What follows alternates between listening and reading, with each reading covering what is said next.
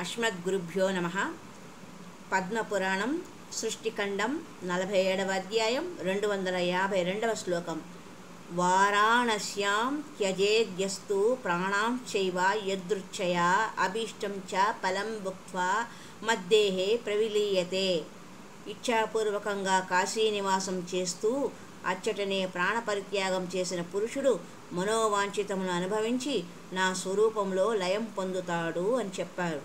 యోగ మార్గంలో ఉంటూ నైష్టిక బ్రహ్మచర్య పాలనం చేసే మునులకు ఏ సద్గతి ప్రాప్తిస్తుందో అది బ్రహ్మపుత్ర నదీధారలు 7 ప్రాణపరిత్యాగం చేసిన వానికి లభిస్తుంది. ముఖ్యంగా సోన్ నది అవతల తటం మీద ఉంటూ అచ్చట ప్రాణపరిత్యాగం చేసినవాడు నాతో సమానుడవుతాడు. తన ఇంటి లోపల ఉండగా ప్రాణపరిత్యాగం చేసిన వాని శరీరం మీద ఆ ఇంటి పైకప్పు నిర్మాణంలో ఎన్ని కట్లు లేక ముడులు వేయబడ్డాయో అవి అన్నీ వేయబడినట్లు అయి ఏడాదికి ఒక ముడి చొప్పున విడిపడడం మొదలు పడుతుంది. కాబట్టి అందుకే మన పెద్దలు మరణావస్థలో ఉన్నారంటే వారిని ఇంటి బయట తీసుకొచ్చి పడుకోబెడతారు. ఎందుకంటే అతనికి యొక్క పాపబంధనాలు సద్గతులు రావాలడానికి గాను ఇంటిలో పెట్టుకోకుండా నరకయాతన అనుభవిస్తున్న పెద్దలను బయట పడుకోబెట్టడంలో ఉన్న ఆంతర్యం. సుతులు, సోదరులు, బంధువులు చూస్తూ ఊరకుండవలసిన వారే, కానీ ఎవరూ ఏమీ చేయలేరు. ఎవరూ ఆ బంధనాల నుండి విముక్తి కలిగింపలేరు. కొండ మీద, అడవిలో, దుర్గ ప్రదేశంలోనూ, నీళ్లు లేని ప్రదేశంలోనూ ప్రాణపరిత్యాగం చేసిన పురుషుడు దుర్గతిని పొందుతాడు. అతడు కీటకాది యోనులలో జన్మింపవలసిన వాడు అవుతాడు. తాను మరణించిన రోజున కాక మరునాడు తన శరీరానికి దహన సంస్కారం యోగం పొందిన వ్యక్తి 60 ఏళ్ల వరకు కుంభీపాక నరకంలో పడి మగ్గుతూ ఉంటాడు. అస్పృశ్య స్పర్శనం చేసి పతితావస్థలో ప్రాణపరిత్యాగం చేసినవాడు చిరకాలం నరకయాతనను భరించి మ్లేచ్ఛయోనిలో జన్మధారణ చేస్తాడు. పుణ్యబలం వలన, పుణ్యకర్మ అనుష్ఠానం బలం వలన మానవలోక వాసులకు మరణకాలమందు ఎలాంటి బుద్ధి కలుగుతుందో అలాంటి గతి ప్రాప్తిస్తుంది.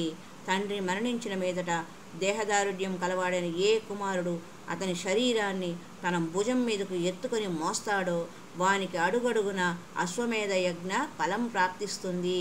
తండ్రి యొక్క శవాన్ని చితి మీదకు చేర్చడం యథావిధిగాను మంత్రోచ్చారణ పూర్వకంగాను మొదట తలకు నిప్పుపెట్టి అనంతరం సర్వ శరీరాన్ని దహనం చేయడం పుత్రుని కర్తవ్యం. దహన కాలంలో పఠించవలసిన మంత్రములు. పద్మపురాణంలో సృష్టిఖండము 47వ అధ్యాయంలో 266వ శ్లోకం.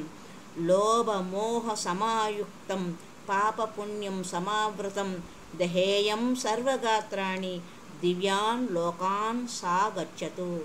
అనగా లోభమోహాలతోనూ పాపపుణ్యాలతోనూ కూడిన తండ్రి యొక్క ఈ శరీరాన్ని ఇందలి సర్వ అవయవాలను దహనం చేస్తూ ఉన్నాను.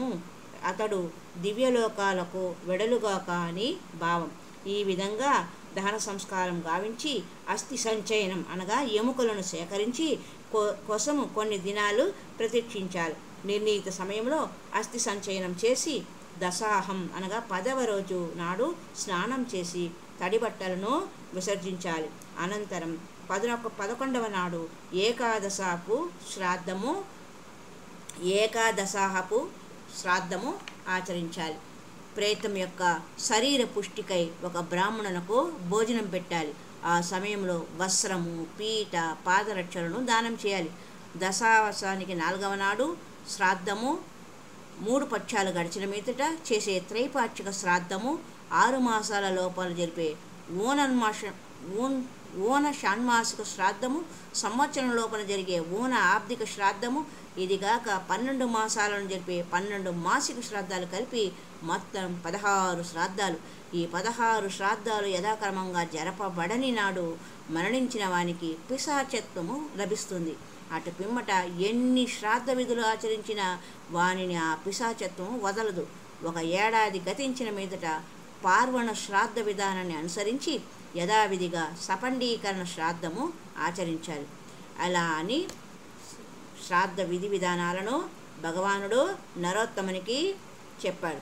బ్రతికి ఉన్నప్పుడు తండ్రి చనిపోతే చేయవలసిన యథా నిత్య విధుల గురించి ఆ మాటలు వింటూ నరోత్తముడు మరల స్వామి, తాపసులు, వనవాసులు, గృహస్థ బ్రాహ్మణులు మొదలైన వారు ధనహీనులై ఉన్న దశలో పితృకార్య సాధనం ఎలా చేయాలి అని భగవాన్ని ప్రశ్నించాడు. అవును, వారి డబ్బు లేదనుకోండి, వారు ఎలా చేస్తారు అని, వాళ్ళు డబ్బు లేని వారు ధనహీనులైతే ఏం చేస్తారు అని నరోత్తముడు ప్రశ్నించాడు. అప్పుడు భగవానుడు ఇలా అన్నాడు: గడ్డి, కట్టెలు, మున్నగు దహన కార్యమునకు వలయు సాధన సామగ్రిని సంపాదించి లేదా పైసాగా యాచన చేసి కూడబెట్టిన ధనమును వినియోగించి పితృకార్యమును ఆచరించిన వాడు 1,00,000 రెట్లు అధిక పుణ్యఫలాన్ని పొందుతాడు. ఈషన్ మాత్రము ధనము లేనివాడు తన తండ్రి మరణతిథి ప్రాప్తించినప్పుడు కేవలం గోవులకు గ్రాసము అనగా గడ్డి అర్పిస్తే కూడా చాలంట. అతనికి పిండ ప్రధాన విధి కంటే ఎక్కువ పుణ్యఫలము ప్రాప్తిస్తుంది. పూర్వకాలం నాటి విషయము. విరాట దేశంలో అత్యంత దీనుడైన మనుషుడు ఒకడు ఉండేవాడు. ఒకనాడు అతనికి తండ్రి యొక్క శ్రాద్ధ తిథి వచ్చింది. ధనహీనుడైన కారణాన ఏమీ చేయలేక అతడు ఎంతగానో రోధించాడు. శ్రాద్ధ విధిని ఆచరించడానికి వలయు సాధన సామగ్రులు ఏవీ అతని దగ్గర లేవు. చాలాసేపు విలపించి కడకు ఒక పండితుడైన బ్రాహ్మణుని కడికి పోయి, మహాత్మా, ఈనాడు నా పితృతిథి శ్రాద్ధ విధిని ఆచరించడానికి నా దగ్గర 1 పైసా కూడా లేదు.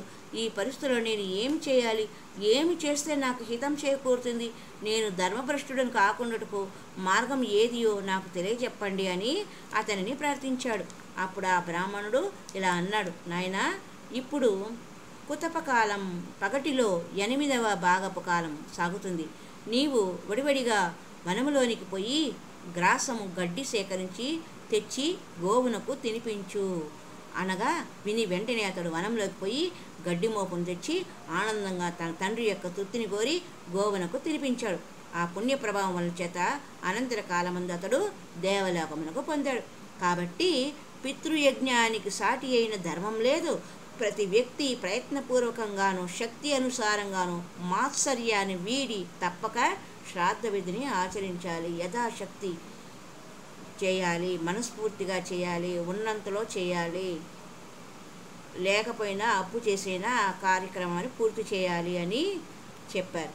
అప్పుడు ఇది ఉభయులకు సద్గతులు అని చెప్పారు. ఈ ఫలశ్రుతి ఈ పద్మపురాణంలోని ఈ శ్రాద్ధకర్మ విధి విధానాలకు సంబంధించిన విషయాలను ఎవరైతే పఠిస్తారో వారికి గంగా స్నాన ఫలము ప్రాప్తిస్తుంది. పఠించిన వారికి, విన్నవారికి గంగా స్నాన ఫలము ప్రాప్తిస్తుంది.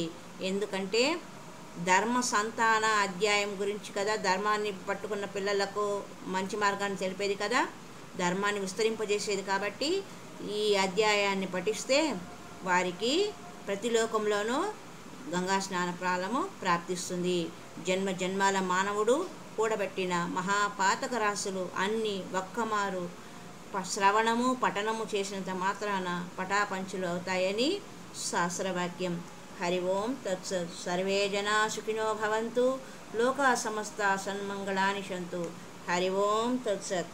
హరే రామ రామ రామ హరే హరే, హరే కృష్ణ కృష్ణ కృష్ణ హరే హరే, హరే రామ రామ రామ హరే హరే, హరే కృష్ణ కృష్ణ కృష్ణ హరే హరే. ఈ విధంగా బ్రాహ్మణుని నరోత్తమ బ్రాహ్మణుడు విష్ణు రూపునికి భగవంతుడైన విష్ణువునికి జరిగిన సంవాదమును, భగవానుని 5 నివాస స్థానాల గురించి మనము వివరంగా మనము ఈ సంచికలో తెలుసుకున్నాం. మరి యొక్క సంచికలో మరికొన్ని ఆధ్యాత్మిక విషయాలను, భగవత్ తత్వ సంబంధ విషయాలను తెలుసుకుందాం. హరి ఓం తత్సత్.